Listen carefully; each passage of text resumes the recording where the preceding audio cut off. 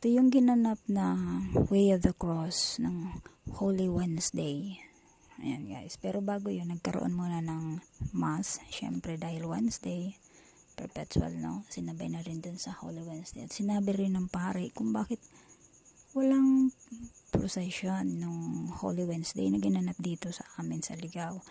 So kung sila nagsimba nung first week pala ng Lenten period, malalaman nila yung pastoral letter na ginawa ng pari kung bakit hindi talaga nagkaroon ngayon ng procession.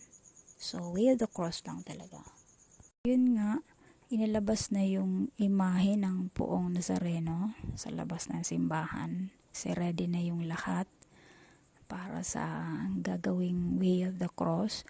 Although walang masyadong maraming paso, pero marami rin yung gustong sumama.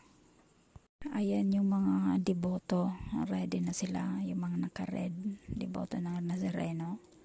So, yung mga bata, at yung ibang matatanda, gusto